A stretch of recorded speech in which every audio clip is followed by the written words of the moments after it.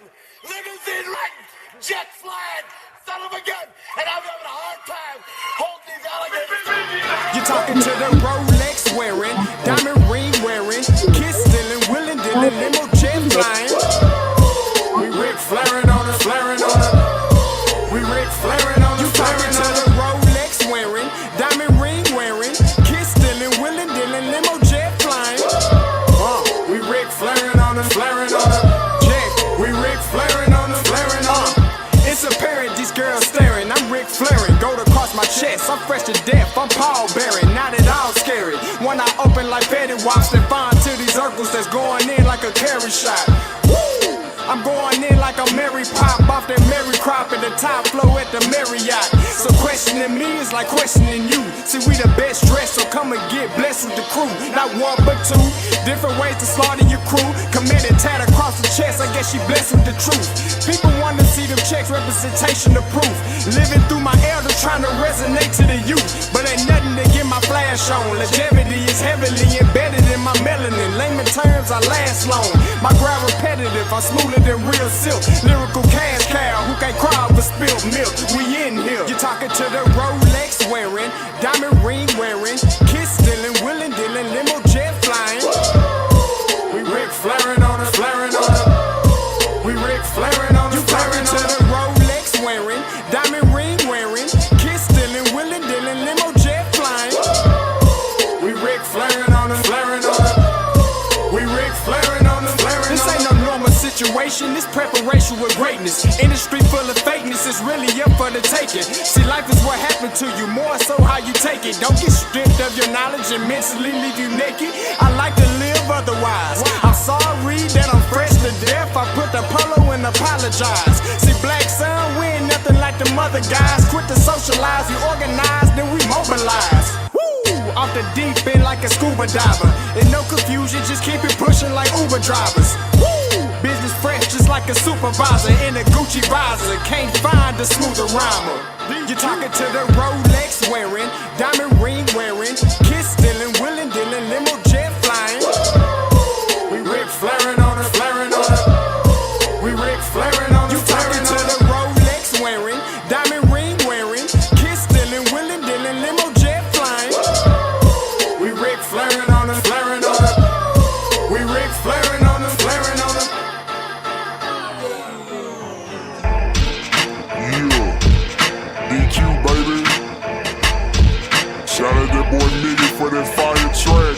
Hey, Black Sun, sun up. What's up, Vinny Vegas? What in Vegas? Yeah. Shout out Pharaoh's Kids, D-Phase, yeah, Bubba C, yeah, Rick Flairin' on them, Rick Flairin' on them, Rick Flairin' on them, Rick Flairin' son up, baby.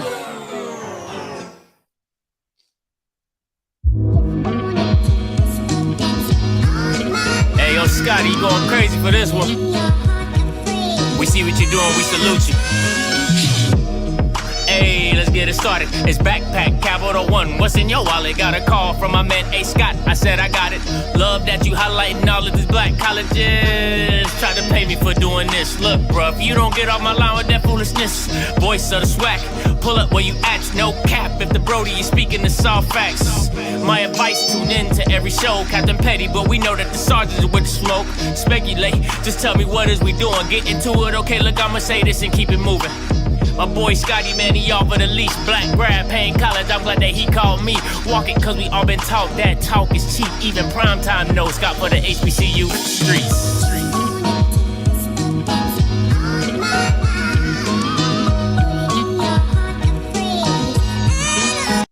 Cut the music. Now listen, I know a lot of there's a lot of people that's like my mama out in the world. You know what I'm saying? She would say, if she was here, she would call me by my government name. She'd be like, "Hey, Breon, why is your show a good morning show when we in the afternoon?" Like she's real particular like that. My mama's real particular like that. But you know, listen, I woke up late. I couldn't come up with another name, so that's why it's a morning show. I mean, I really didn't wake up late. Like, I just didn't get my butt out the bed, you know what I'm saying, until now. So that's why it's a morning show, because that's what I'm calling it. Because I know a lot of you Bama's out there are real particular. Oh, Scotty, it's in the afternoon. Oh, why are you calling it? It's 10 o'clock in the morning somewhere. Okay, it's 9 in the morning somewhere. So good morning to you all. Okay, good morning to you all. Listen, today's show is, the main question is, what is a culture vulture? All right, that is the main, because I saw a tweet and it's listen, the tweet I'm about to bring up, it's not a shot at the person. All right, because it can seem like that because I've had my issues with her in the past, but it's really not. I'm really asking to ask, right? And we're going to get a little bit more into that and everything like that. So make sure you get the likes up. Like the stream. Like the stream. Okay, stop playing me. And also, listen, if you know, your boy's going to be at the Alcorn homecoming. Your boy is going to be at the Alcorn homecoming down at the reservation. All right, so if you're going to be there, tell me what's up. Tell me, I don't got a problem with y'all talking.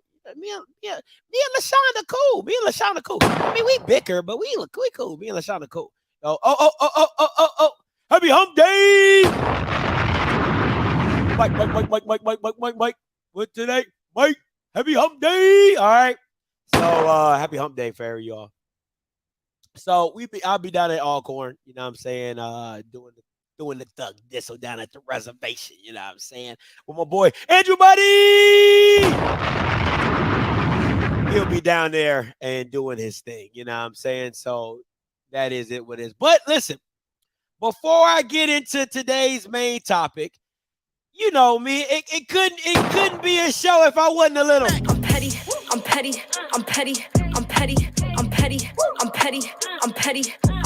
You know it wouldn't be my show if I didn't do a little just a tad bit petty. Listen, and I still be wondering what I be doing to these Bamas. The only reason I knew I was blocked because Blue replied. And you know, if you don't know anything about Twitter, you know what I'm saying? Like, if you reply to somebody and you're blocked, it doesn't show you the top tweet. So I was like, dang, who are you? I don't really be blocking. No, I mute a lot of people, but I don't really block nobody. You know what I'm saying? So I was like, damn, who blocked me? You know what I'm saying? So I click on it, and it's this Bama. That's to be the most sensitive guy in Jackson. But you know, Luther said it best. That's when my sensitivity gets in the way. My sensitivity. I tell you, Luther does it the best. What you say, Luther? What you say, Luther? You said that's when my sensitivity gets in the way. My sensitivity. Man, come on, Luther. That's how you start your morning all right. You know what I'm saying? With a little. I'm petty. See, and you know, for me, you know, the reason I don't think muting is weak, because I don't mind responding to people who got like a following. You know what I'm saying? I don't mind responding to people. It's the people who make a profile with like one follow. What like that's weak to me, because you ain't even got your real picture on there. You know what I'm saying? Like, that's the weak stuff. That's the people I'll be muting, because I'm like, bro, I ain't got time for that.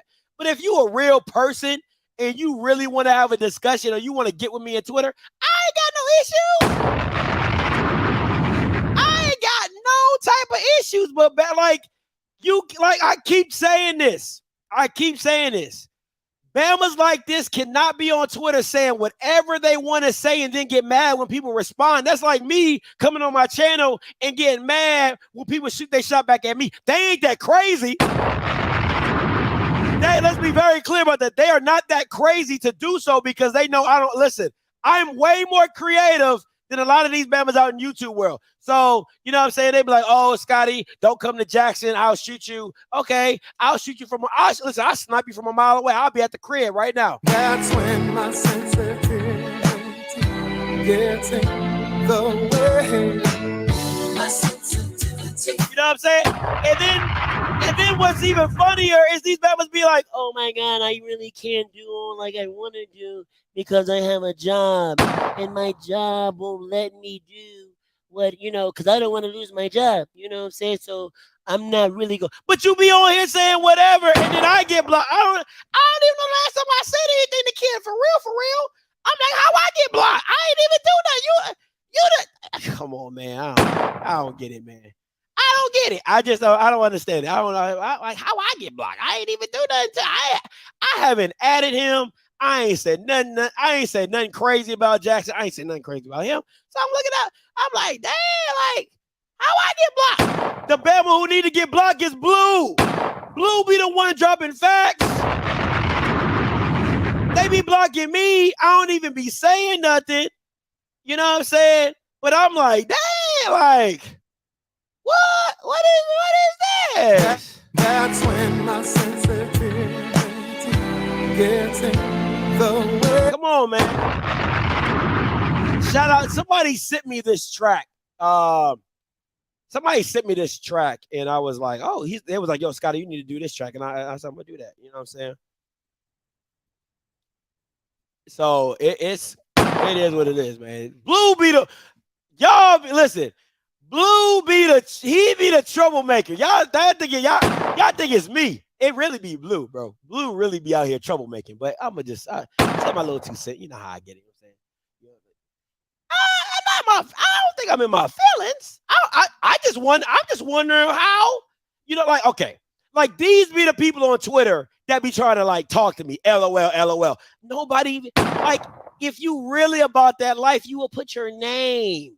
You know what I'm saying? Like you would really put your name on it, but like LOL, like you see what I'm saying? Like, why would I respond to a person like this on Twitter? They're not even cool enough to put their name. LOL. Like, come on, man. Like that. Like, that's what I'm saying. Like, that's the stuff. Like, why would I respond to you? Like, unmute your ass. Like, yeah, come on, man. Stop. Whatever. Anyway, so listen. This guy blocked me.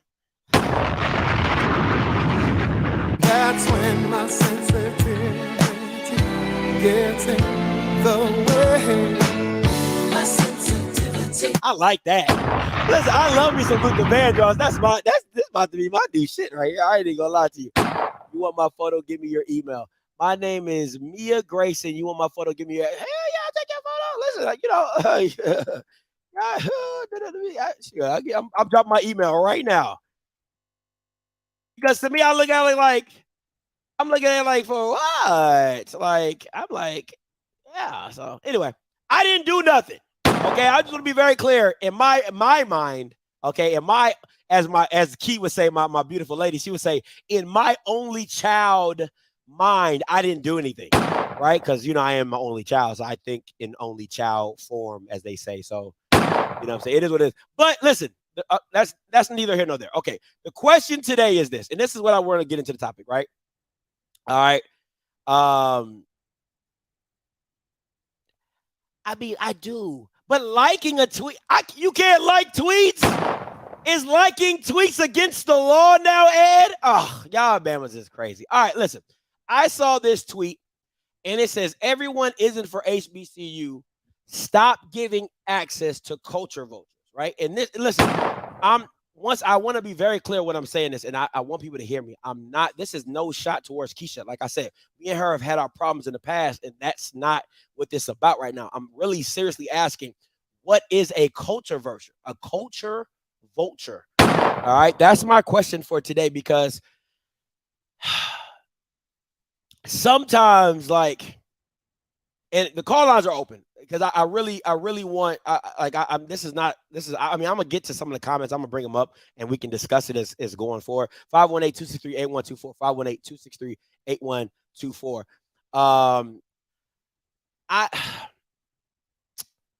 My thing is this. is culture vulturing, if that's even a word, I'm using it as a verb, right? Is culture vulturing, is that not a wave, right? Like, can it? And I'm trying to give. Listen, stay with me. I'm just giving perspectives. All right, stay with me, because I'll be like, because I know you man must be either driving or listening to me or like, hell no, Scotty, that shit ain't no wave. Them Bama's be stealing our stuff. I'm not saying that. Okay, I'm just saying, can it be a wave? Can it be something to where people say, hey, I like what they're doing, I want to do it as well? Now, this is like, the way I see culture vulturing is this, is when you see something and you act like it was yours. That to me is stealing, which is culture. Like, that's my thing, right? But like, that's why I want the conversation, because when I think about culture vulture, is where you get into a culture vulture, right? And you get it and you steal it, and then you act like you came up with it. All right, and you act like you come up with it. You know what I'm saying? So that's where I see it. But I got a call. So 7400, coming to you. Hey, caller, you live. What's up, Scotty? How you doing? What's goody? I think that a culture vulture is someone who profits from a culture, and especially the dysfunction of a culture. But someone who profits from a culture that's really outside the culture, who may not know what's going on, they've never been a participant in the culture, but they somehow, or they're like capitalists or opportunists. When they see a good thing going, you know, they may want to make money off of it without really understanding or being connected fully to what it is that they're profiting off of. What you think about it? Well, let me ask you this. Is there something, like, we're in a capitalistic world, right? So let's say, what's the difference between you walking into, like, let's say you walk into a restaurant, right? And you're like, oh man, this is dope. I think it would be better if this happened, right? So you take what they did, you add your spin to it, and then you make it, and you make money off of it. Is that culture? You know, listen, this is strictly discussion. I'm not trying to say you're right, I'm wrong, or you're right, I'm right. I'm really just asking for clarity, because you know, it's like when people say hater, right? Well, you're a hater. And nobody has a clear definition or a standard of what a hater is. So it's the same thing for culture vulture, because to me, can I get mad if people, like, if you, like, go-go is a Maryland thing, right? Like, could I get mad of a Florida rapper hears go-go, adds it to his thing, and then he becomes hot off of it? To me, that can be considered culture vulture. Like, I'm like, bro, you know nothing about go-go, you know nothing about the culture of Maryland or DC, and you take it. So you get what I'm saying?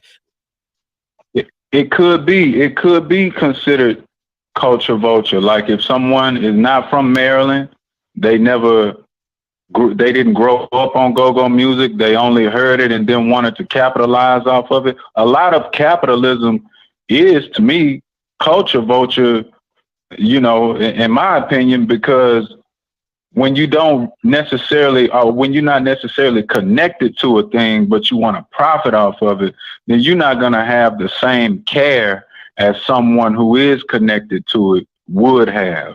And then that's when you see a lot of the dysfunction being profited off of, rather than what's good about that thing. And that's when the vulture part of it, you know, comes into play. So it's a difference, I think, between capitalism, because you got people who will capitalize off of what's going on, but then they take the time to really learn about it. They take the time to study it, and then they put their own twist to it and make money or whatever they're going to do. But you got some people who just see a good opportunity no matter what it is, and they just try to capitalize off of it and then highlight the dysfunction of that thing. Well, does it always have to be the dysfunction of it? Because it could be, you know, like, let's say, could you call like, okay, granted me, right? Because I'll stay on myself. I don't want to bring nobody else involved. I was called a culture vulture, right? And I came into this thing saying I ain't know nothing about HBCUs. All I knew was Howard, Morgan, Bowie, or whatever, but I really didn't understand SWAC culture and everything like that, or CIAA or whatever. But for me, it's like, if I like the sport of football and I'm seeing like there's a space, because if I'm being honest, and I'm gonna keep it a whole buck with y'all, like, when Cut came to me, it was like, yo, there's a space in HBCU that there's people that don't talk like you. They don't move like you. I think you would do well in this space. That to me is an opportunity. Like that's like an opportunity. Like, okay, like if you're at a job and then you're like, you see a need for a job. You get what I'm saying? Like, you're like, hey, we need like a blend between a secretary and a marketer. And so they make up a position for you. Like, I don't know if that's really a culture vulture. I don't really like. I get what you're saying. But being an opportunist, of course, we are all going to be opportunists to some degree, especially if you have an entrepreneurial mindset. But I think it more so has to do with, what do you do with that opportunity when you get it? Do you respect it when you're there? Do you treat it with care and dignity and respect? Or do you kind of try to sabotage what's there? Because a lot of time when I said dysfunction, controversy sells. Sure. And what I've seen with Black culture, you could talk about HBCU culture. Yeah, you have people that's covering HBCUs now and covering Black culture now. But the minute that something negative happens, that happens at all other schools, all the time, all over the country, then that seems to be the opportunity that they seize on the most, because it sells. And then at that point, that's where the vulture aspect comes in. Yeah, you may be an opportunist, but also what is your other agenda here? Are you trying to really participate and take care of what was already going on before you, or are you just trying to seize the moment to sell this with the controversy added to it? That's fair. I like that. I like that perspective. Hey man, appreciate the call. For sure, man. Have a good one. You too, man. I like Chris McCray says, what does the Urban Dictionary say it is? Okay, let me see here. It says, culture vulture, a person or organization making profit using unhonorable practices from a culture they do not care for. Example, in music, major record labels signing the latest viral rapper, exploiting them for the max returns, even if their music sucks. Example, in TV shows, popularizing a gay character in the pursuit of the LGBT community's cash. Example, in video games, selling DLC for the same price of a game, selling microtransaction items that should be in the game for free to start with, and selling pay-to-win items that would give a player a huge advantage other gamers in a competitive environment. Example, in music, major record labels signing the latest viral rapper, exploiting them for max returns if their music sucks.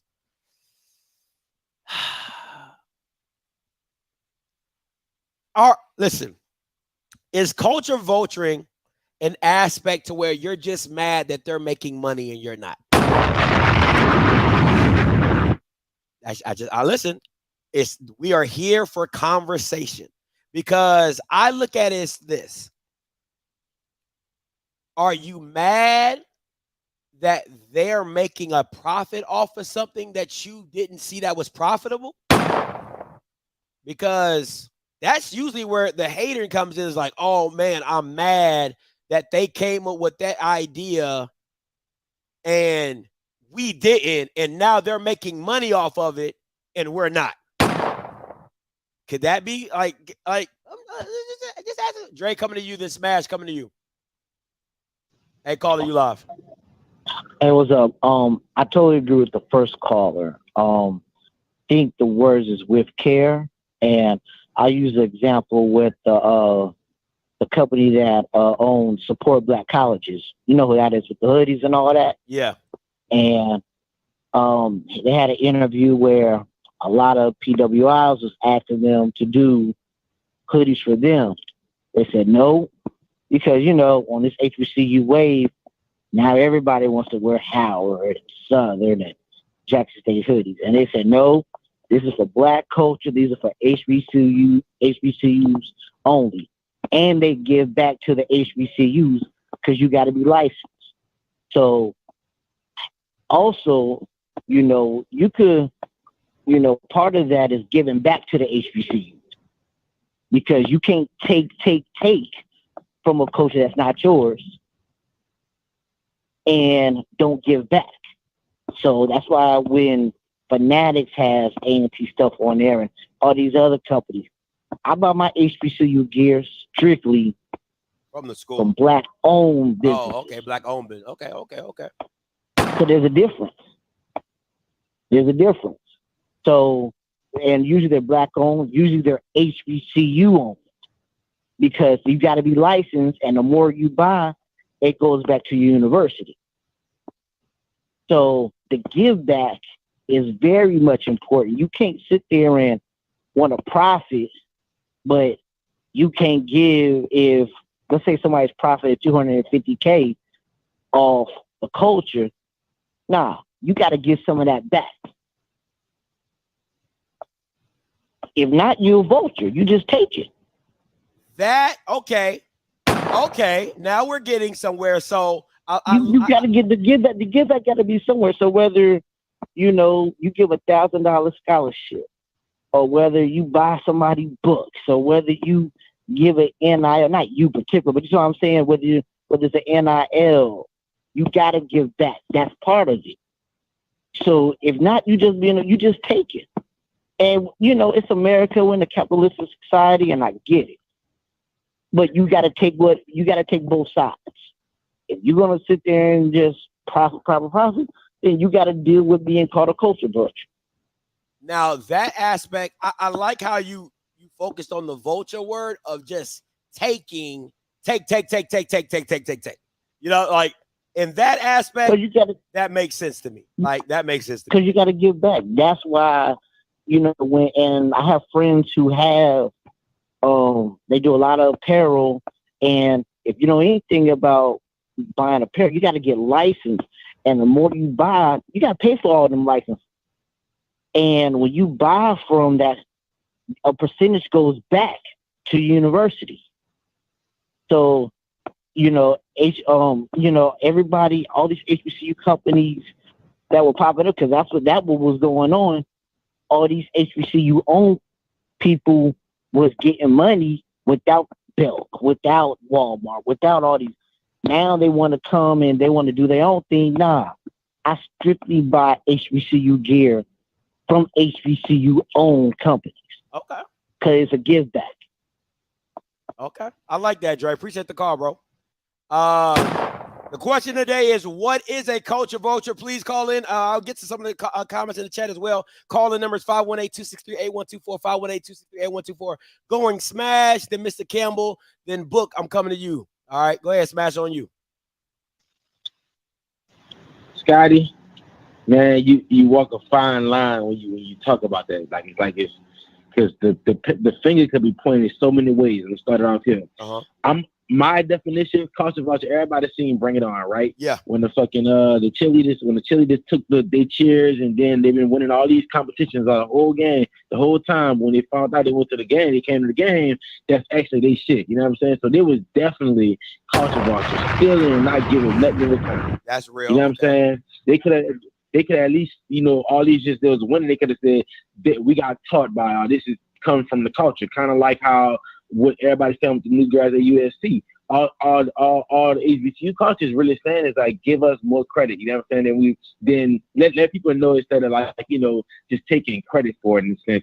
Now, when I say you walk a fine line, because Scotty, a lot of times the opportunist is everybody. Like Nick, you say, not saying people who new to HBCU culture who now making money off it, nobody had a problem with it until somebody started making money off it. You know what I'm saying? Yeah. We've been doing this, but as soon as somebody start making money off it, you know what I'm saying?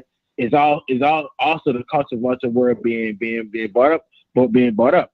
So maybe one can, somebody like you can say like, it wasn't a problem. Nobody was doing it until somebody started making money off it. Somebody in a profitable game. But y'all only hating because y'all didn't think about it first. Also, like everybody want an HBCU company now. You know what I'm saying? Everybody wants to call this an HBCU this and start a YouTube channel, start a podcast, something like that. You know what I'm saying? Like that's why it's like it's almost. I'm like, dang. Well, you can't appreciate what comes from it, but hate that somebody thought about an idea first. You know what I'm saying? Because like let's use your channel for example, guys. I'm pretty sure somebody called you a controversy before. Oh yeah. One also can look at it like. Yeah, he haven't been around, but he does give back by simply highlighting players that nobody know about. You know what I'm saying? Or would have known about. You know what I'm saying? Everybody, not to say nobody would know about him, but you really put him on the map. Somebody might not even know Andrew the damn quarterback, but guess what? When they hear everybody, what they gonna say? Everybody, you know what I'm saying? So it's like you technically doing two at the same time. Like, okay, why? I'm over here looking like, well, shit. Why not let them make money off of doing something that nobody else was doing, and it's still helping the culture at the same time? So I guess it's almost like if you ain't technically helping, that's the vulture side.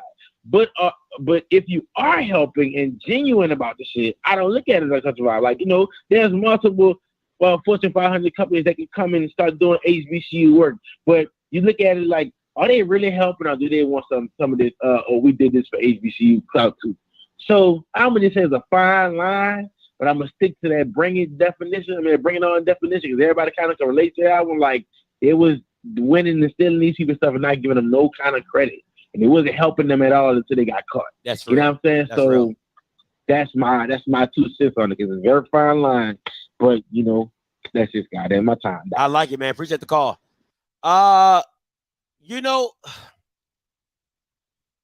I listen, man. Even in the and Mr. Camel coming to you, and then Book coming to you. Even in the YouTube space, like you can't get mad at YouTubers that aren't. Listen, okay. Let me ask you this question. And Mr. Campbell is probably going to answer it a little bit, but let me ask you guys in the chat. Are you upset with new YouTubers because think about it, it's a lot of YouTubers now that were HBCU grads that are now starting it because of the wave. Because of the wave. You get what I'm saying? Like, of the wave of all the Jackson State. Like, listen, I'm not even going to hold you. When Jackson State played Grambling, right, I probably saw 10 watch parties. I saw 10 watch parties. I was the only person that had a Texas Southern versus Southern watch party. So I'm asking, is if just because you're a part of the culture, can that not equate you as a culture vulture because you have now jumped on a wave that you see as profitable and now you want to make money from it? You get what I'm saying? Like, because a lot of people blame the people that didn't come from the culture who came into it and are making money. But think about all the people who were in HBCU. And then they're looking at these non-HBCU guys and they're like, how are they doing this? Why are they doing this? And then they jump into the space trying to make money as well. I'm confused. But hey, Mr. Campbell coming to you, then Book coming to you. Hey, what's up, Mr. Campbell? Okay, man. Listen, I want you to give me a few minutes because I want to explain something. Because I'm going to give you the accurate definition of a culture vulture and why you are not. The Kardashians who want to look like a black woman, have an ass like a black woman, dye their skin like a black woman, go have black babies by black men, those are culture vultures. Because you know why? At any time some shit goes wrong, they can go back being white. See, that's a culture vulture. When you can leave the culture because you're taking from it and not giving anything back. That's what a culture vulture is. So you ain't a Kardashian. Now, what you were, and this is nothing, I have said this a billion times. When you came in this space, you were ignorant of the space. I have no problem with that because we all start off not knowing, because that's really what that definition of that is. But to that point, you have featured more players from more schools and given more exposure. What I don't like, and my issue with people have issue with you is, see, man, I keep it 100 because I support all these guys, and I talk to all these guys. And I'm not saying these guys are anybody that blocked you, but I'm just talking about in general. You know what I have a bigger problem with? That people that are HBCU alums that are rooting for goddamn Campbell this week instead of Jackson State University. See, that to me is a big problem. Because if you down with the culture, you can't pick and choose when you down with the culture because you don't like how Jackson State is moving. See, I got a problem with that. If you down with HBCU, baby, you got to be 10 toes deep. You can't be, oh, well, I don't like how Prime move. I don't like how Jackson State move. I'm going to root for Campbell. So see, I have a bigger problem with those people. And those are some of the same people that are criticizing you. So my thing is, this all needs to stop because, again, because I'm going to tell you what's funny. If you had done just one little thing and when nobody said nothing, but people always look for opportunities. You went to Claflin, right? Yeah. But you went for one semester? Yeah. Okay. You went just as long as Puffy went to damn Howard. If you had just came and say, man, I went to Claflin, I loved it, but I just, I didn't finish or whatever. And I loved it. Well, nobody said shit. Because you actually did go to HBCU. Yeah. That's fair. That's fair. And if you had just said that, but people use because you know what? And I watched this from the time you started, and I watched all these new guys come through, or even that were there. Because here's the thing, folks, and I will tell Scotty, my background, my father was one of the biggest disc jockeys in Washington, D.C. Scotty and I talk about this all the time. Scotty is talented. And that's why he can get 600-700 people to watch him. Them other folks, they're not. That's why they'll get 8 or 9 people to watch them. And that makes you upset because you wonder why you can't do it. But there's a Steve Campbell who always have. I don't never worry about the next man. I worry about the man I am in the mirror and make myself better. So that's the issue that I have with all of this when somebody says somebody's a culture vulture. Because you're misappropriating the definition when I will use that because there's no way you're going to tell me that you are like the Kardashians. It's not possible. Because you are a black man. You have a black woman. You have a black mother. I have seen you support HBCUs. Now, when you're critical, and I think that's the thing about it, we cannot act like we're above reproach of people criticizing. And you might not like how people say it. And I've had people, me, call me, oh, I don't like how you said that about that. And I've told you some ways the way you promote certain things. I think you need to do it a different way. But I have no problem because we should be able to have self-critical analysis. We should not always, because here's the thing, what has happened. And this is the reason why I'm always down with Coach Prime. Because the thing that Coach Prime has exposed, you see, I tell you what, think about all the things you named, 90% of the shit people tried to fix, right? Because they knew he was right in the end. Now, you might not like how he said it. And in a polite society, I don't want you to call me ugly. But hell, sometimes you are ugly. Steve, you need to clean up, bro. Brush your teeth, comb your hair. And then you come out looking better. Sometimes you need to expose things. And that's the thing about it with all of that. Because people say that about Coach Prime. Well, what did Eddie Roberts? He ain't swag. Coach Prime just as much swag as Coach Robertson is to certain things. He's coaching those young men. He got 3 kids that go to HBCU. He got more kids than some of these people do. We got HBCU alums that don't even send their kids back to the HBCU. That's fair. That's real. So are they culture vultures now? Because they kids don't want to go to an HBCU? That's real. So see, we need to stop this. So my problem is, again, a lot of this is personal issues that it should not be personal. Man, stick to your thing. All these guys that have channels, I watch them all. You have something good. Be the best at what you do. If you promote Alabama State, promote Alabama State. If that's your channel, stay in your lane. If you do Jackson State content, do great Jackson State content. But there is nothing wrong with somebody having a broad opinion because that's why many people watch your show. You have people from all different schools. And we should be able to have good, intelligent conversations. We are all educated, and it has nothing to do with being a college graduate. Most people that call in your show have a level of education. Now, they might not know how to articulate themselves so well, or they might take too long like Coach Green, but I respect what Coach Green says because he says it with heart and he says it with passion. So I want people to understand that you ain't no Kardashian. And if they want to say to you, tell them to call me. And then I'm going to question their credentials. Because just because you went somewhere, don't make you something. Because, see, I know a lot of people, and I'll say this to my Jackson State people. Don't talk about now you down with Jackson State. When I was around there when it was 4-8, and I didn't see none of y'all. or they were 3-7, and I was still sponsoring Jackson State. See, those down. Say, oh, I'm JSU. You can't talk to Jackson State because now you 11-2. Because see, real JSU is true blue JSU, and if they 11-2 or 2-11. So that's why I'm even about those people, because I see them and I call them out all the time. Don't tell me nothing about Jackson State. I grew up in Jackson. I have 100 family members in Texas, Jackson State, and I see how you all did not support the school when they needed it. Now you on the bandwagon. Don't tell me because you went to Jackson State and you ain't gave Jackson State $100 in the last 10 years. When I've given Jackson State $6,000 in the last 3 months in product because of my business.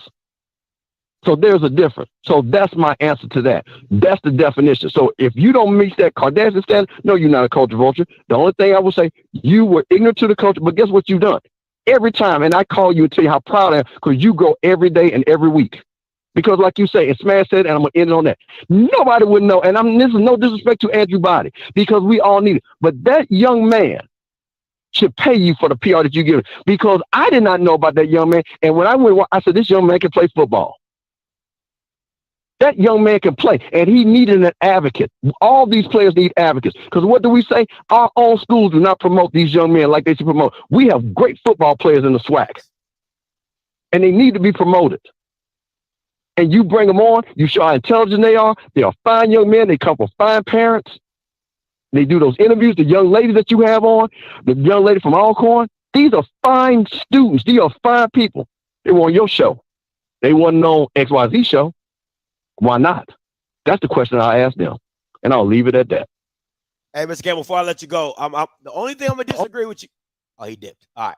Listen, the only thing I'm going to disagree with Mr. Campbell on is I don't get upset when people HBCU realm. If you're an HBCU grad and you're like, I'm rooting for HBCU, I get it. But if I was an Alabama State grad and what just happened to me, I hope Campbell beat the bejesus out them boys. That's just me. That's just me. But listen, you can be on the I love all HBCUs, whatever. Because I think there's a separate thing on the field success and then the school as a whole. I don't think any HBCU person is going to say, I hope that school falters. I don't think anybody is that ignorant to the situation. I get that. But sports-wise, yeah, I hope y'all lose. Sports-wise, I hope you get your ass whooped. I guess that's two different things. I got to disagree with him on that. Book coming to you, and then Coach Green coming to you. Hey, what's up, Book? Hey, what's up, man? Hey, I just got about three things. Hey, I only had two at first until you said that last comment. I'm with Mr. Campbell. Hey, man. Look, no, for real. I mean, like, real talk. Think about it. FAMU's playing in the playoffs. I'm cheering for FAMU because they're in the SWAC. You know, HBCU, for me, that team, I'm cheering for them, right? You know, I'm cheering for any team out of Mississippi except for Ole Miss, right? Like, there's just, you know, you got to have some type of fidelity in the group. If not, then you always going to catch the side eye. You know what I'm saying? You can't root for me, man. Well, if I win, that makes you look better, right? If not, you know, you that cat on the block because you done got your ass whooped, talking about you going to go get your big brother. You know what I'm saying? Well, you might as well just stay on the porch with the women and the kids then. That's just the way I feel like. Listen, hold on. Let's put this in perspective, right? I think if Jackson was playing Campbell in the playoffs, everybody would be rooting for Jackson to win. I'll give you that because of the circumstance and the place where you want to see HBCUs elevate. It's no different than other HBCUs rooting for FAMU to beat Southeast Louisiana. It's no different than people from HBCUs rooting against LSU. Like when Jackson State was I get all of that. But in this circumstance, I don't agree. I don't agree. But go ahead. I don't agree. Got it. I can see you rooting against me if I'm playing Alabama A&M because that's an interdivision thing. And, you know, if I lose, it benefits you. This is an out-of-conference game. It only makes you look better if I win. It don't affect you if I lose. So why can't you root for me? No. Okay. At some point in time, it's only a rivalry if, one, you can beat me at some point in time, and two, we have respect for each other. If not, then that ain't what it is. The respect is there because you're an HBCU, but you can't. If we're like that's like Southern. Like okay. I put it like this. I can't get with it. I put it like this because I want to string it out, but I put it like this. And I realized I talked to you. I apologize. But at the beginning of the season, I was rooting for each SWAC team that was playing out of conference because I wanted to see them do well.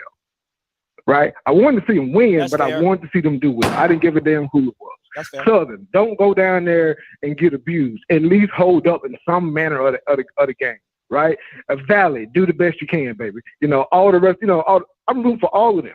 Even Alabama A&M, right? Not even Alabama, like Alabama A&M, who looked horrible in their game, but I still wanted them to look like a competitor on the field, right? If you can't do that, like, come on, man. Like, where you at? Like, what are you doing with your life right now? All right. And I disagree with Mr. Campbell on this one because if Ohio State was playing somebody in the SEC East or West, whatever, that would knock them out the ranking so they can move up, you godforsaking right, they're going to be rooting against that team. Miss me with that. Now, in the bowl games, they probably wouldn't do that. They want SEC competition to win all the bowl games. I get that. But if they're trying to get to the national championship and there's a team in front of them, they would definitely. Yeah, but that makes sense, though. But that makes because that loss affects you. That makes sense. You can't say this that. loss don't affect you. This loss don't affect you. Like, if I lose, how they help you? That's all. Listen, but go ahead, Coach Vulture. Go ahead. Let's go, Coach Vulture. Yeah. But look, with the Coach Vulture thing, hey, this is my only thing. To me, I take Mr. Campbell, some other people's point about people being able to come in and out, but people got to realize art is a part of culture. Art is meant to be shared as well as culture, right? If somebody's able to monetize your culture because you were on your ass, then, hey, business is a contact sport. It just is what it is, right? You need to figure it out and get out there and get on it, right? You know, that's just what it is. However, when you share culture, you have to take everything that comes along with it, right? So you got to be active and proactive enough to try to guide that stuff and maintain as much as you can control of your narrative and your perspective. The vulture part comes in, you know, when I was talking about when the thing happened with Deion and Robinson, right? When somebody is doing something to your demise, you profit off of something to the demise of others, right? We got to remember, vultures eat dead meat, right? So if somebody's out there making you look like a caricature, you know what I'm saying? Then that's where the vulturism comes in.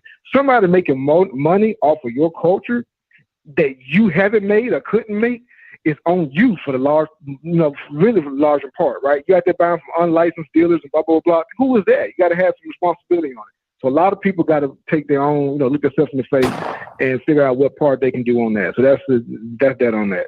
I think the other part about it is, though, when we start talking about like the responsibility and yada yada, what all that is, like you said, when you start shining a light on things, at the end of the day, the stuff got fixed because it needs to be fixed. And a lot of times it provoked people for whatever reasons to start contributing resources to it, right? But now we got to start realizing too, to me, the biggest vultures were these same people who were signing these bad contracts. And the only people who were benefiting off of it were the people who were getting these free rooms and all these other incentives that ain't got nothing to do with the kids on the field. And the kids on the field aren't able to impact, you know, the quality of their college experience, right? Because the school's not making no money. You know what I'm saying? So who's the real vulture off of it? That's where vulturism comes in.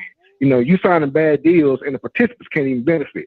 They might as well be out there, you know, gladiators in the pit, right? That's really all that's happening. The only people, you know, people being entertained and only a few are being benefited. That's culture vulturism from my aspect. And there's no color to that. There's only intent, right? So that's all I got, man. I appreciate it. Oh, book. Oh, man. You going to stir the pot on that one. You going to stir. Listen, because I really feel like, and granted, I know, listen, I know we can focus on the small aspect of it, but you got to hold everybody accountable. Yes, white people or other cultures do it more. They'll come into a space, they'll pull and dip. But like Book said, what about the people that are in the space that are using the space for their own personal gain? That is also a culture virtue. Coach Green, and let me say this before I go to Coach Green. I got to give a shout out to Coach Green. Coach Green is actually the one that put me on Andrew Body. Okay, so I got to give credit to what credit is due. Coach Green told me about Andrew. He's like, hey, you need to go check out this kid from Texas Southern who played Rice. He did his thing. I went back and I watched it. I'm like, damn, he's actually pretty good. and that's how I got on the bandwagon. So I got to give credit to Coach Green. Go ahead, Coach Green. Yeah, so if you start getting paid, I got to get that cut now. But you don't promote like I promote. But I give you. You got a finder's fee. I'll get you a finder's fee. A finder's fee. I'm like the promoter. I'm like the promoter. I put you on game. You just got to give me my cut. Off the rip. I'm gonna get you a finder's fee. Go ahead. There you go. That's all I need. My finder's fee. One time payment. I'm good. Go ahead. Hey, if anybody ever called this man a culture vulture, need to be slapped. Because from what I understand, you grew up black, right? Yeah. Your mama black, right? Yeah. You got a lot of black people in your family, right? Yeah. I don't think your skin color has anything with culture vulture, but yeah. Hey, nah. If you black, you in the culture, dog. You was born in the culture. That's fair. That's the thing. You was born in the culture, bro. So, and my thing is this, bro. And everybody that listen to the show know me and Scotty, we have our little issues, we have disagreements and different opinions and all that. Well, we like Dion and Rob J. Exactly. Hey, look, and people might be thinking we be beefing. We not beefing. Yeah. I'm not gonna have no reason. I don't got no reason to beef with you. No reason. And I keep letting you call back in. You may time. disagree. Every time. What you say? I said I keep letting you call back in every time. Every time. Hey, hang up on me plenty of times. Facts. Well, when I discuss a guy heated, we hang up on plenty. I would call back too. You gonna hear me talk again. Oh man. But man, this is the issue, man. I use the Draymond Green situation. The issue is you brought light to it, and now it's a bigger problem. Just like with Draymond's situation. If everybody would just heard about him fighting in practice, nobody would worry about it. But everybody's seeing it because what you pretty much doing, bringing light to it, now people got an issue with it. And I feel like you bringing good light to it because, this stuff is getting fixed. Same thing with Dion. Dion brought light to it. Now all this stuff getting fixed. And people can't get mad because you do it better. That's the issue. You just do it better, bro.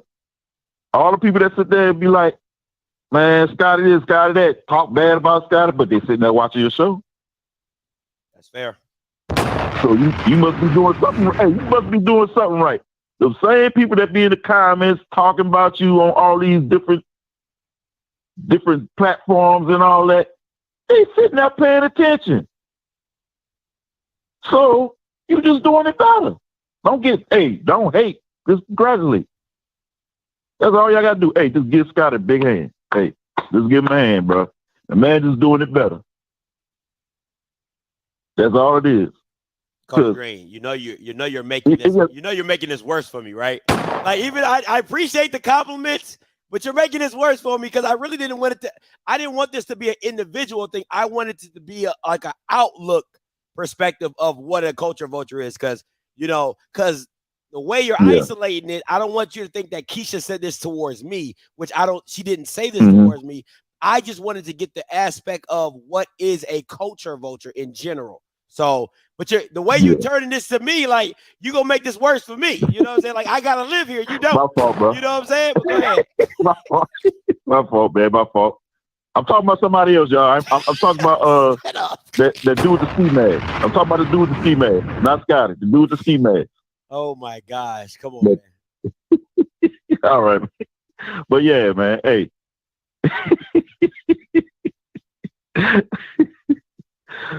But anyway, bro, that and then Mr. Campbell pretty much said everything. But now let me get to this thing with cheering for Campbell. Look here, because I've been in the HBCU realm, and I know how our HBCU's been treated. Every time we play a PWI, I'm looking for us to kick some ass, straight up. Just for the simple fact because of that. That's the only reason. Because how our schools is getting treated in each state. And I'm going to always rock like that. For the simple fact, because these states treat our schools wrong. They know they owe us money. They need to give us all our money. And then we'll be on the same page. But as long as these states keep on treating us like they treating us, every time our schools play them, F them. Straight up F them. Beat their ass. And if they do beat us, so what? We will come back. We're going to try to beat y'all again until we win. That's fair. Because we've been disrespected for too long. Too long. And now we trying to catch up. All right, man. Now we trying to catch up. Hey, appreciate the call. But that's all I got, man. All right. Hey, I'm going to go to a number I haven't seen before, 5336. I'm coming to you. And then Bobby coming to you. Hey, calling you live. Oh, man. 5336. I was just about to come to you. All right, Bobby, coming to you. Hey, calling you live. What's happening, boss? What's it? They knew to get out the way. That's all it was. They knew to get out the way. Go ahead, man. Well, I was going to say something similar to what you were saying. If she wasn't directing that comment directly towards you, as it relates to culture vulture, she really needs to define it, because some of the most influential figures in HBCU history were not graduates of HBCUs. You know, if we go back and look at a lot of our historic coaches, presidents, ADs, they weren't HBCU graduates, but they left a mark on the culture that is undeniable and is going to be everlasting. So at what point does a person's contributions to the culture not make them a part of the culture? That's real. So whether you're an HBCU graduate or not an HBCU graduate, if what you're doing benefits our community, which is what the HBCUs were founded for, to build our community. So if the person is coming into the culture to build the culture, to put light on the culture, to help the culture grow, then they're just as much of an HBCU, contributor as a person who actually attended one. It's easy.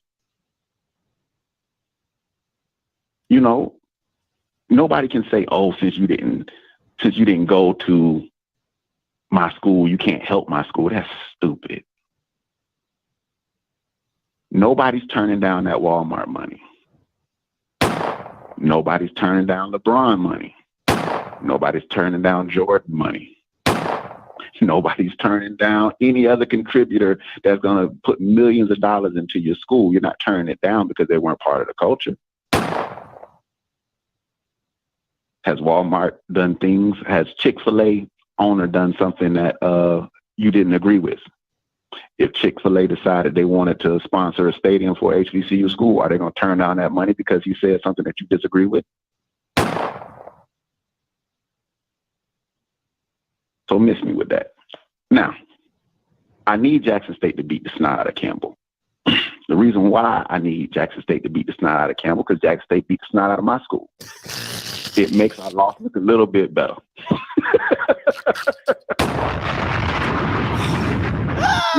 What I need to happen is for Campbell to go back to their own conference and beat the snot out of everybody else. So it makes everything else look decent. It makes everything else look decent. So it makes all these losses that all these other schools have taken from Jackson State, all these, they screw up the flow with us, still a little so got some bruises still from that loss. You did? Yeah. But it makes it feel a little bit better, especially if Campbell then goes back and wins their conference. That's fair.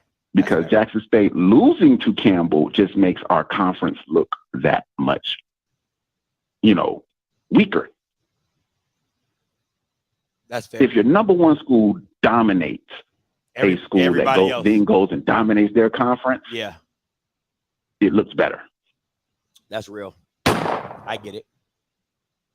Oh, Do I like saying that? No, I don't. But I recognize there's a bigger picture to it all. And for the SWAT, we need Jackson State to go ahead on and do what the hell they got to do. All right, man. Appreciate the call, Bobby. Yes, sir. Y'all be easy. All right, so listen, I know a lot of people are jumping into this. Listen, I really want to make this very clear. This is not a topic about me and Keisha, okay? Like, that's not what this is about. I want to be very clear. I saw this tweet, and it got me thinking, what is a culture vulture? And I just wanted people to explain their definition of what a culture vulture is. I'm not saying that she called me a culture vulture. That's not what I'm saying, because I know a lot of people are jumping in here, and I'm seeing some stuff in the comments. I don't want to bring it up, but I'm seeing it, right? So that's not the case. She didn't call me unless you at me. You know, well, a little bit, because you know how I feel about. I'd be like, if I feel like there's some residue that touched me, that you were trying to say something about me, I would go in. But I've already had my dealings with her, so I'm good on that. That's not the topic of discussion. The topic of discussion is just what is a culture vulture, and how do you guys see what a culture vulture is, like in your own prism, your own world, or whatever, your own logic. All right, 0851 coming to you, then Mr. D coming to you, and then Smash coming to you. What's up? You live? How you doing, Scotty? You know, I'm a follower in your vein, Captain Petty.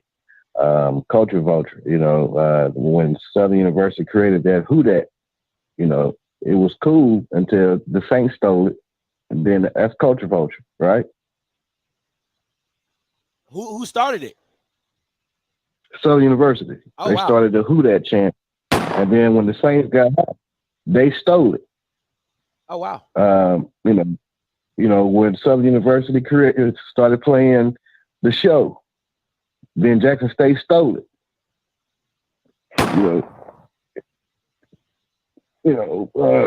So you know, I just want to be petty and point that out, that Jackson State stole the show from Southern. I heard they stole the Rocks the House by Gremlin as well.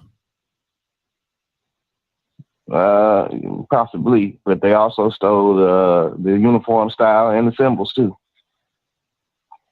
Yowzer. But you know, they known for stealing. But is that really? And, that's like, to me, that's like handing down your little brother's clothes. Like, is that really stealing, or is it like, you know what I'm saying? Because if you're all part of the same community, it's like that's like a hand me down. Like, yo, like, you know, here's my pants that I can't wear no more. You can wear. So, is it really stealing, or is it like, you know, or is it like a hand me down? Well, I'll take a step further. The only time they got 60,000 fans in the stands when they play Alcorn. They're gonna have 60,000 playing against Campbell. I give it 55. It's homecoming, but you know, like they still ain't broke the record. Not 66,000 in '96. Immediately after McDell left, so they still ain't broke that record. So that's that. All right. I digress. You have a good day. All right. He came in wanting to start something. Hey, Mr. D, coming to you. What's going on, Scotty? How you doing, my brother? What's up, Mr. D? Talk to me. And nothing much. I want to give a shout out to my good friend, Detective Campbell. I just want to say, I think he needs another partner in crime called the prosecutor. So we need to find somebody to serve as that. But my real call today is to say, hey, I'm proud of you. And as we talked before, rising to the top, you know, everybody be trying to punch up at you, whether they do it purposely, behind the scenes, block you out, talk about you, don't worry about it. Now, I do want to say with this young lady, she is a NABJ member, right? Yeah. Okay. She could be subliminally saying, hey, she may not consider YouTubers as true NABJ members anyway, since you are one. So that's another sly way of hitting back. So I just want to put that out there. But you keep up the good work, and I will hit you up there at FAMU's homecoming next weekend. Yes, sir. I'll let you later. All right, peace, Mr. D. All right. All right, Smash, coming to you. and then we're gonna move on. Hey, what's up, Smash? Hey, Script, I know what the hardest thing about this is you keep saying it's not about you, but at the same time, you kind of like the leading fucking social media guy on YouTube with the sports broadcast. So people are going to use you as reference. But I got two things I want to say and get out of here. One, Scotty, you know what's crazy about the whole thing? Your thing called OFFSCRIPT. I called that a long time ago. You be DJing, you get pressure, you be having all kind of stuff besides HBCU shit. So any given day, when you want to drop HBCU sports, your channel will technically live on because you got other stuff to talk about. You know what I'm saying? That's one thing. That's fair. I'm reading no girl a comment. She said everybody isn't for HBCU, and it's a problem I have with everybody too. You know, I talk about it often. Why nobody this week? Everybody talking about Jackson versus Campbell, Alcorn versus Texas Southern, and maybe like Southern Homecoming because it's homecoming. You know what I'm saying? Yeah. Why nobody talking about Miles versus Kentucky State? The HBCUs, the D2 schools. I've been saying that for a long time. For all these culture varsity, everybody talking about culture varsity, and they don't care about HBCU. They care about SWAC and JSU. They stand in third. Now, me, I getting a little touch because they play the SWAC, but those D2 schools don't get no love. I'm tired of saying it. But when we talk about HBCUs, why don't I feel like they only talk about it and get mad about it, because they feel like people like the big YouTubers not getting monetized off it, they're getting paid off it. But I could do the same thing for small schools. There's more space to make something hot. You know what I'm saying? Yeah. Scotty, I'm telling you, if you point, didn't you talk about a quarterback that played for somebody like, I want to say Langston, if I'm not mistaken. Langston. One of them schools you always talk about here, huh? Yeah, Langston, Trip Harrington.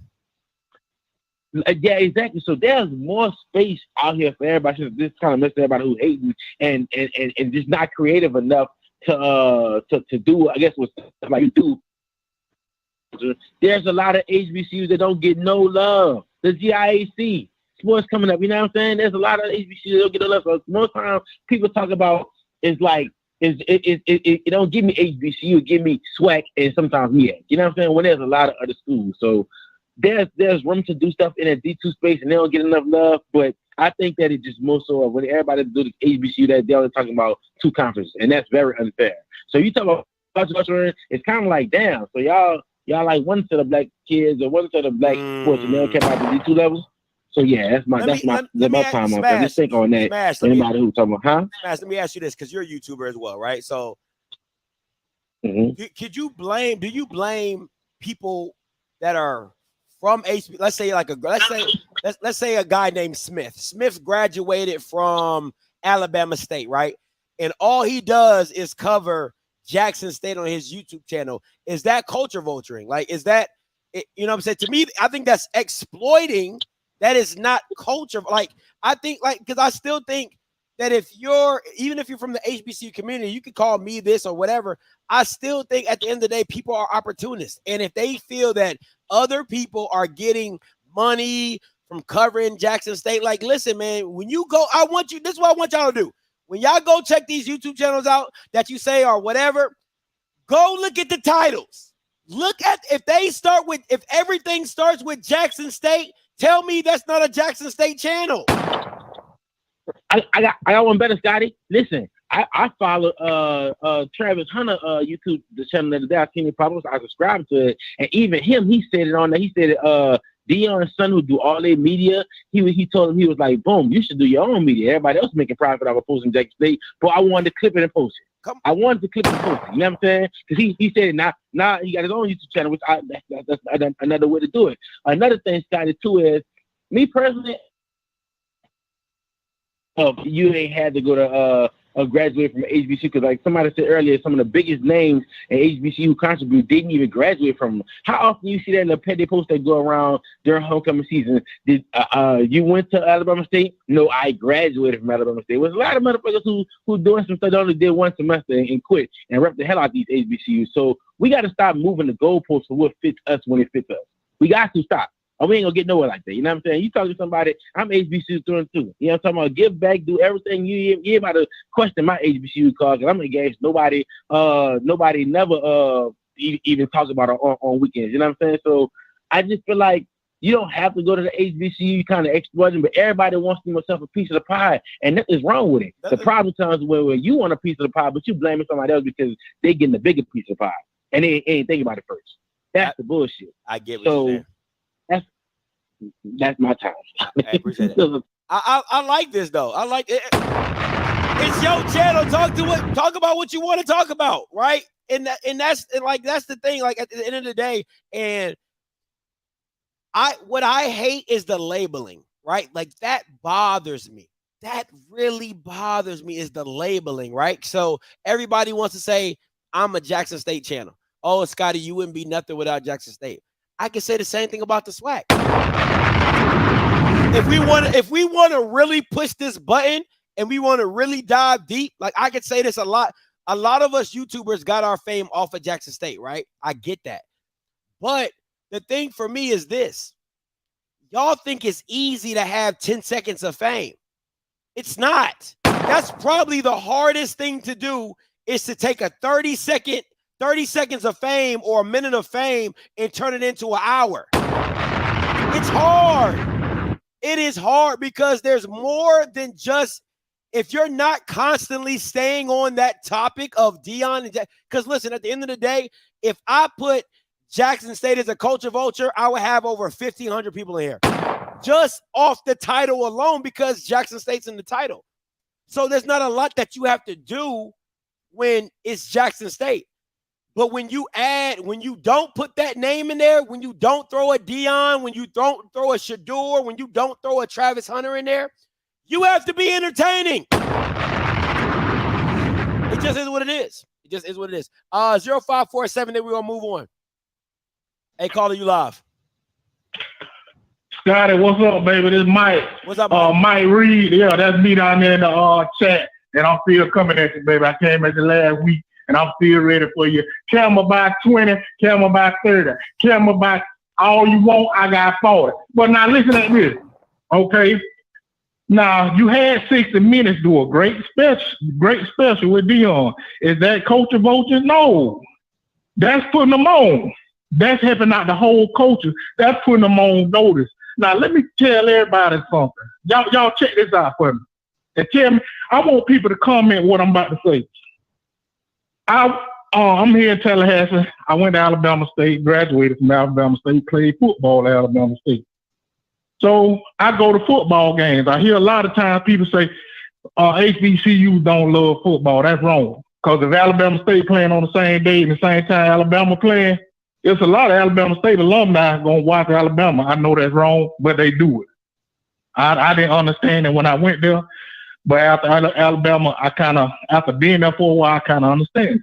Okay. But I still don't anyway. So I'm at a Florida State game the other day.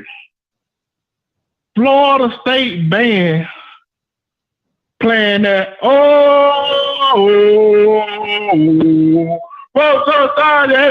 boom, boom, boom. I don't know the name of the song. My mouth dropped wide open. They played it twice. I'm with a guy who there, he said, they started playing that song after they played Bethune-Cookman. When Bethune-Cookman came to Florida State and played, he said in 2013, they started playing it late on, because he go to the game all the time. So to me, that's a form of culture vulture, because it's almost like they been playing a song. They really don't even understand the background or the meaning of this and the tone of this song. But to me, it was an eye-opener, because at every HBCU game, you're going to hear every band almost play this song I just seen. So to me, it's like that's the thing we need to be talking about. And I'm looking at the comment, it says, everyone isn't for HBCU. Well, why let's change the narrative and have everyone be for HBCU? And I'm saying this is a space everybody need to be talking about.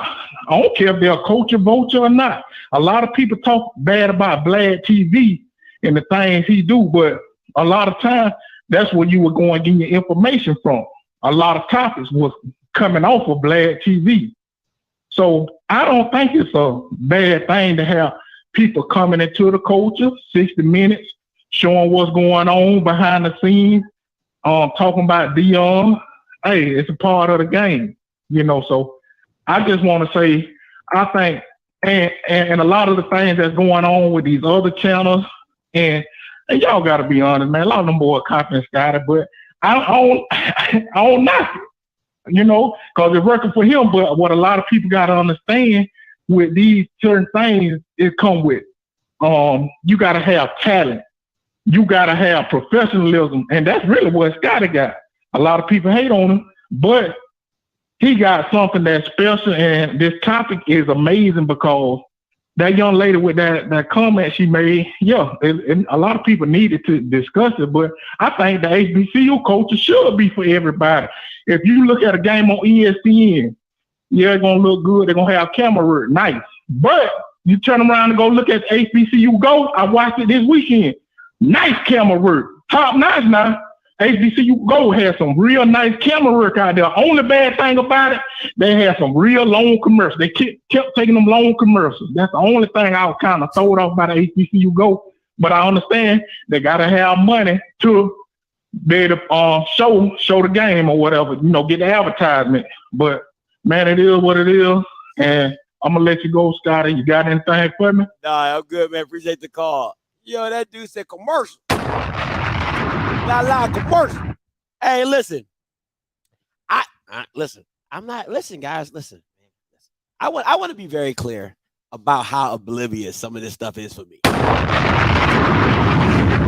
I didn't know what neck was. The neck that I know from Maryland is not something you get from the band.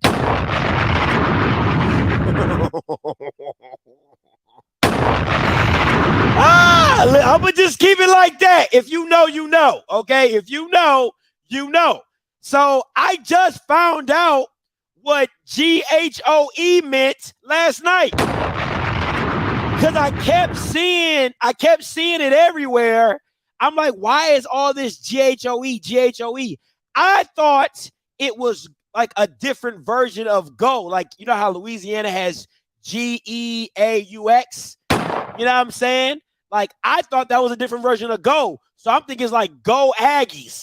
You know what I'm saying? I didn't know it meant greatest homecoming on earth. Like, yeah, I didn't know this meant greatest homecoming on earth. I didn't know that. I didn't know. Like, some of this stuff I just don't be knowing. Like, I be oblivious. Like, I'm the kid. Listen, I'm the kid in the family reunion when they start dropping bombs. I be like, oh, shoot, that really happened? That was going on the whole time. And they be like, yes, Negro, where you been? That's me. Okay, that's me in HBCU culture. Okay, that's like when y'all be saying these, like when y'all be saying this stuff, I be like, I don't know what y'all talking about. You know what I'm saying? But now I know. But I ain't ashamed to tell you what I don't know because I didn't know. So now I know. You know what I'm saying? So, yeah, green. Okay, green. You know what I'm saying? So it's just like, I'm like, why can't you just say the greatest homecoming on earth? You know what I'm saying? But, you know, listen. After the third time of something going like this, I was like, oh, okay. Listen, it's no different than a white person at like a family, like a black cookout, and they don't know the dance. So you watch a little bit before you get into it because you don't want to act like you don't know. So then you kind of creep up and you're like, okay, I can do this. I can do this. Okay, I can do this. I'm here with it. Okay, I got it. That's how I felt at Southern. Because at first, when they first played it, I was like, the first time they played it, I was like this.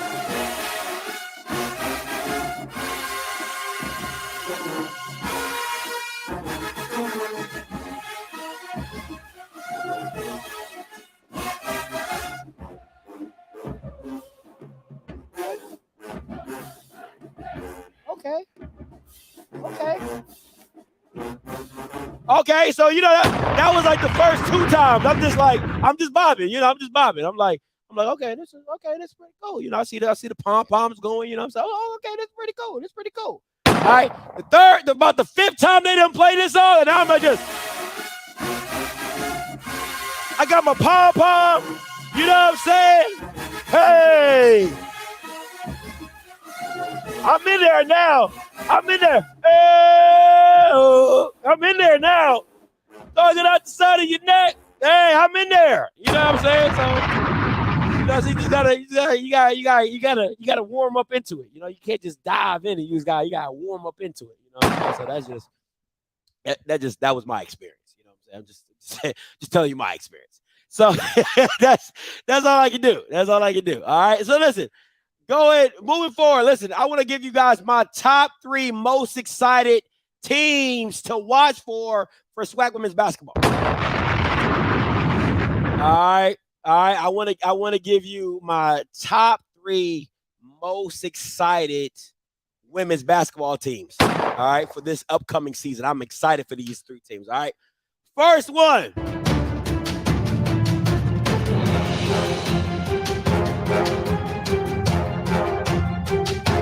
First one up.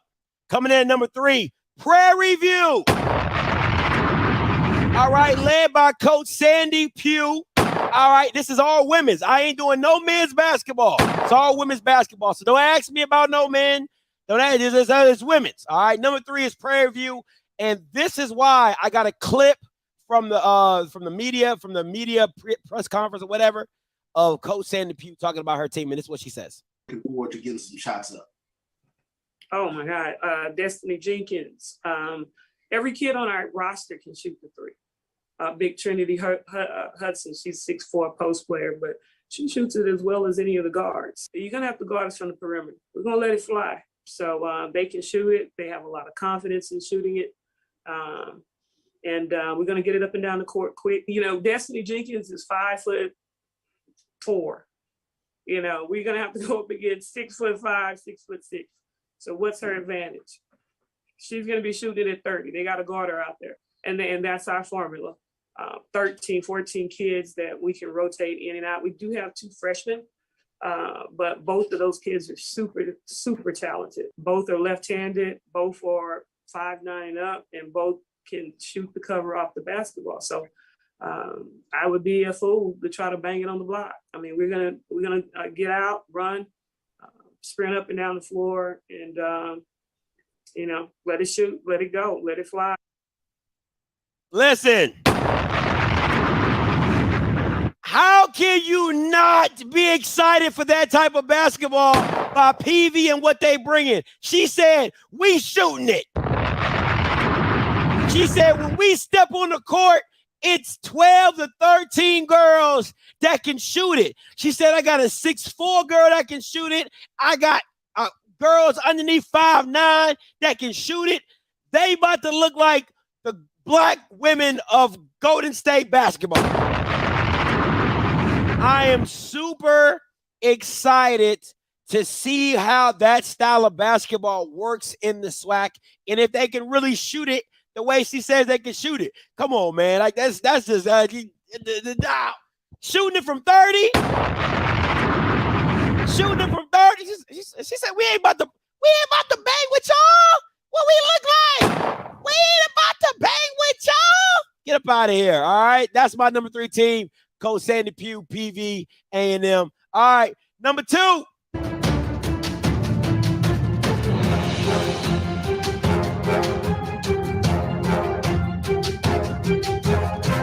All right. Number 2. Listen. Gotta go with the diva. Gotta go with the diva. UAPB coach Dawn Thornton. Gotta rock with her. Number 2 as the most excited teams I'm ready to see. And here's Coach Dawn talking about it. As I'm sure every coach has said on this team, on this call this afternoon, we have 12 new faces. And it seems like rebuilding this thing every year, it has become the trend, but it's really, really exciting. You know, we have transfers from the University of Georgia, Mari Davenport, and she's highlighted amongst, you know, the rest of the young ladies. She's won a USA gold medal, played for the USA team. So we're excited about her.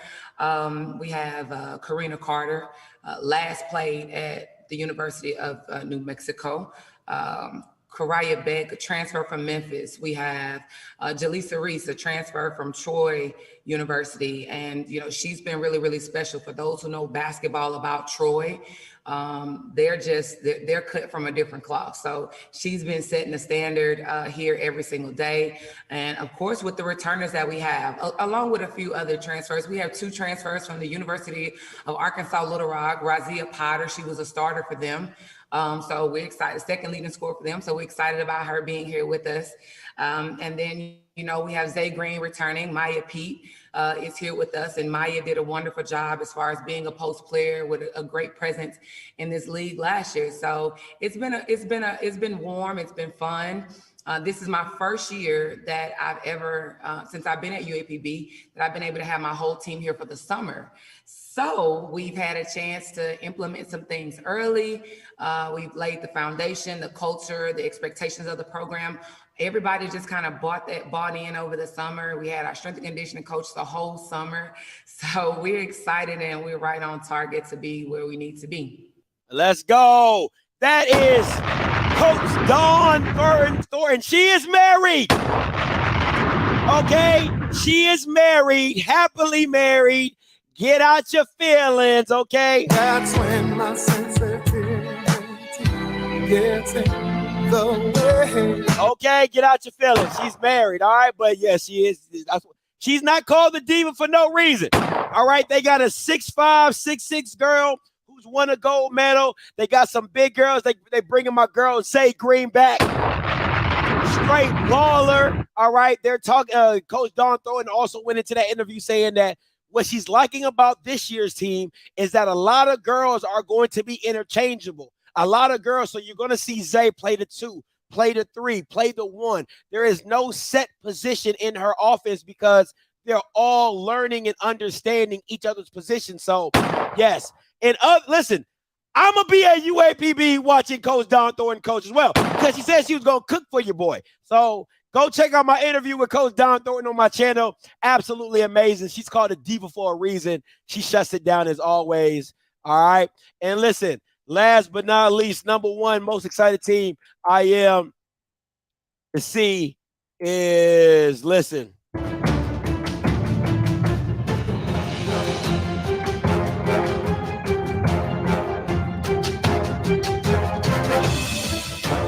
If you ain't starting with this team, it gotta be the GOAT, okay? It's the GOAT, Coach Tamika Reed. Listen, she is not playing with you Bamas. And if you think I'm lying, check this clip out.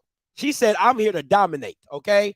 Not here to play with you. Play with your mama, not me. Holiday and Deja Robin, the vacuum that they leave, are there players that you've already sort of tabbed or looking at to sort of fill those shoes that they left? Last year, a lot of people didn't know about Daphne White, a 6'5" post player, Power 5 transfer, 5-star player. So we'll have Daphne White this year. Totally different player from Amisha. She's more power down low, more back to the basket type of player. Daphne is a grinder. She's gonna get into the muscle of things on the block, feel those shoes. Daphne White is a true 6'5" player. And we also, you know, have another 6'6" post player who transferred in from California, McDonald All-American, 5-star athlete. More, those were folks that sat out. You have some transfers that came in that you also want to see get in the mix? Yes, we have Liz Martino. Elizabeth transferred from Rutgers. And I mean, she can flat out shoot the cover off the ball. Listen,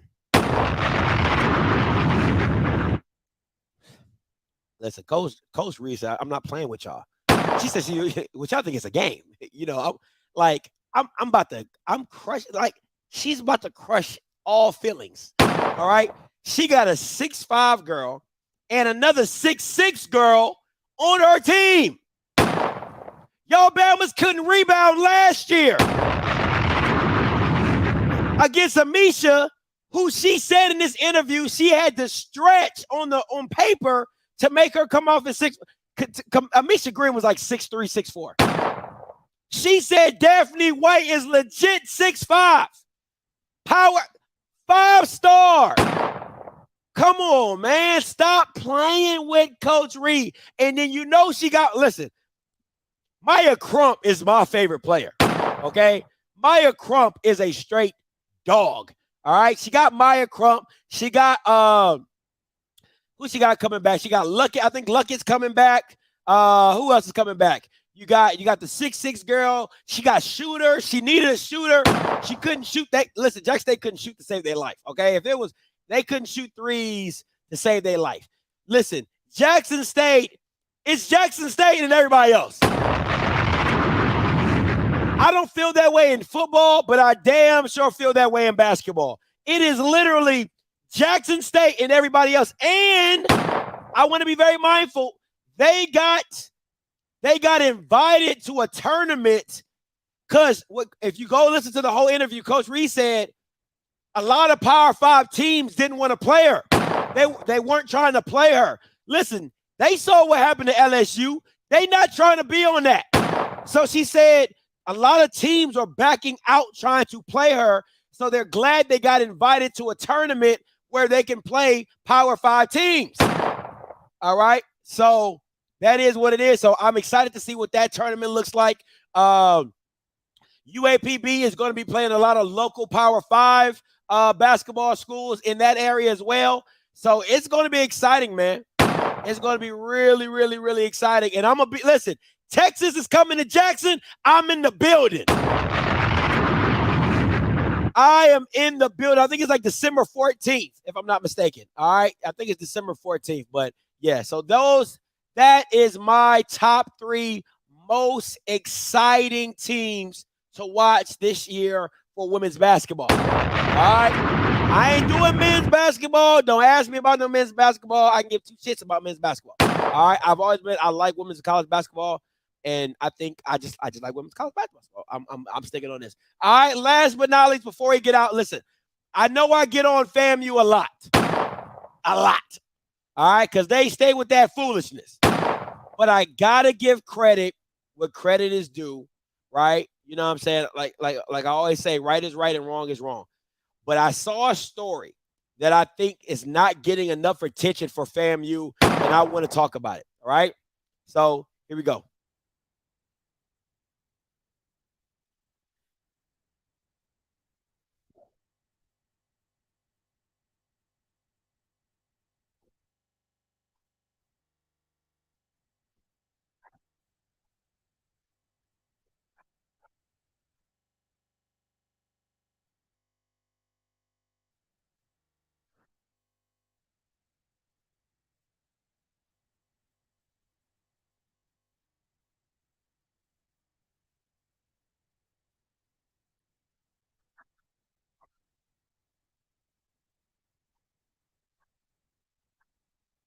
Y'all can't hear that?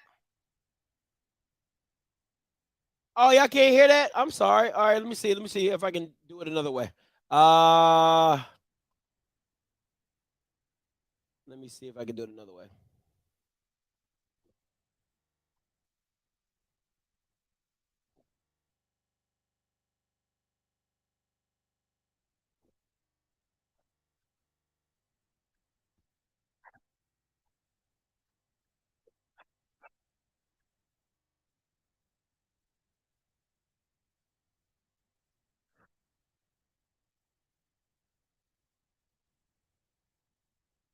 Can y'all hear it now?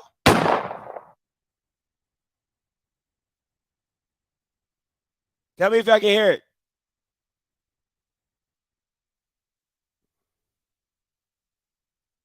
What? That's crazy. I always do the same thing. All right. Nope. Oh, wow. That's crazy. Let me see if I can. Let me see.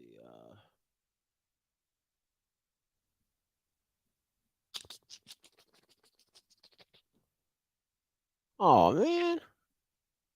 I thought I was going to be able to play that. Let me see.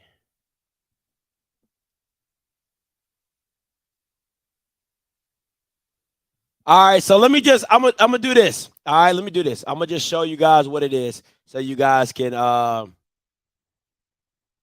see what it is. All right, so let me zoom in. All right, it says FAMU A&M University is the brand new owner of a 118-bed lighthouse at Brooklyn Yard apartment complex. Here's more for the historic moment. All right, let me say this, because what I really wanted it to get to was a section of it that they talk about is that the actual housing was owned by former FAMU students. So this is what I want to say. So the graduates, they graduated in 07, 08. The place where they were at, and let me go to this, so you guys can see it. This is what it looks like. All right, so this is what it looks like. The place where they were at was not there. They built this. The FAMU graduates in 07, 08 built this. They built all this complex. So everything you see, they built. All right, all this stuff you see, they built it. It was not there. All right. The guy you see right next to Larry Robinson, if you're watching it, it's your right, right? What happens is this. They built it. They were FAMU alums. They made sure that FAMU students got first dibs into the housing, and they sold it to FAMU. So there was other companies that wanted to buy.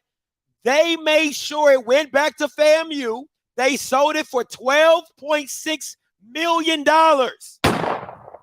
That's what they sold it to FAMU for. That's what it was appraised for. That's what they sold it for. All right. So this is what I want to say when it comes to this. If you don't own anything, you can't control it. And this is what I'm saying. There's too many intellectual, there's too many smart HBCU alums that can do stuff like this. Listen, he didn't give this to FAMU for free because he didn't get it for free. He made an investment. After he felt that it was done, he sold it to FAMU.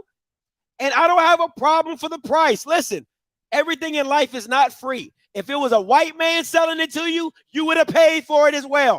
So I don't mind the brothers getting what they deserve from it. All I'm saying is if more HBCU alums can come together and do stuff like this for your school in your area, you can make a lot more impact.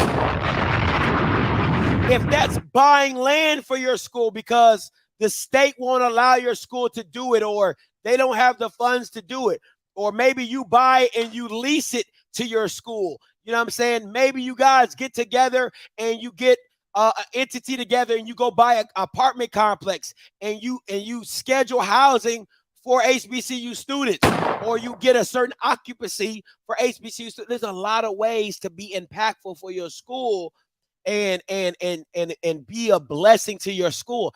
If you guys get an opportunity to please go to the Florida A&M University Twitter, right? And make sure that you watch this video. It's empowering. It really is. Like when you get all the details behind everything of how it went down and how everything went off, it was absolutely a dope move. It was a dope process. They had the vision. They had the vision to do that for their institution. Before FAMU even came to them buying it, they already had the vision, right? And then once FAMU, as FAMU